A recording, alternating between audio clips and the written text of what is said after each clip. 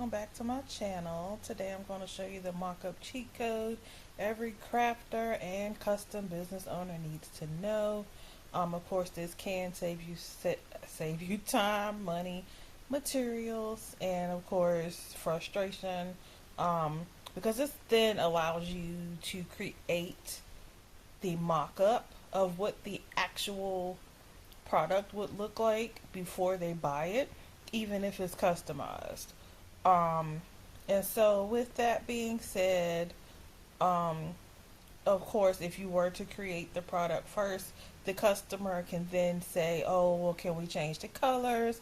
Can we do another team? I changed my mind. That's not what I pictured. Things like that. And while, yeah, we probably would charge for the extras if they had already approved it the first time, but still, this would actually allow them to see the finished product or the mock-up before you're actually done, if that makes sense. So, with that being said, of course, at that point, your time wouldn't be wasted, your supplies aren't wasted, and then you don't have to start all over again because they would actually see what you would be making. So for this video, I decided to do a plain table, like we would buy out of Walmart for the customized dinner trays. For that, of course, that's just the mainstays folding TV tray table here, as you can see. It's $12.87 for those that do it. Of course, you already know how much they are. Then of course I take the design idea that the customer wants. I make the mock-up or the template, I should say, in Canva. This is what that template is going to look like for them. What I typically do for the mock-up, and sometimes I will say you do have to play with ChatGPT. It will get on your nerves. It may design everything besides what it is that you're looking for. And sometimes you're like, there's no way I can be more straightforward than what I am. And ChatGPT just won't get it. Originally, and I did this one actually a couple days ago, but of course I did start with this tray. At some point in another um, chat, I should say, I did upload that, and I did tell it the exact color that I would be using for the tray. And then here, as you can see, I did upload the mock-up, but it put it on the wrong tray, like the wrong type of tray, I should say. So when it did that, and actually I guess I should say I actually uploaded that. Where is it? It's up here somewhere.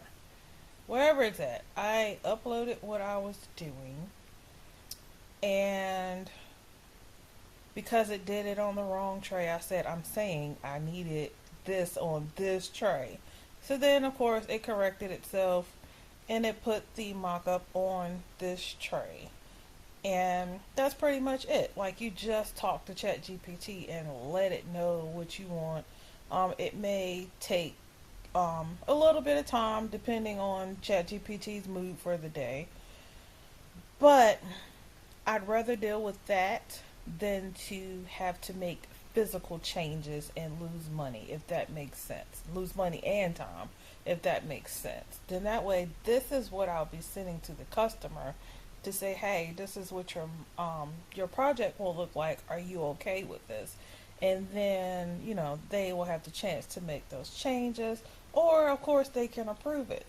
So of course, again, step one would be to get their theme, their vision, to determine what they're looking for. You'll create the design, you'll upload the plain product image, generate the mock-up in ChatGPT, send it to the customer for approval, and then once it's approved, then you can create the real item. And again, that's the cheat code. And of course, because customers love to see what it is that they are paying for.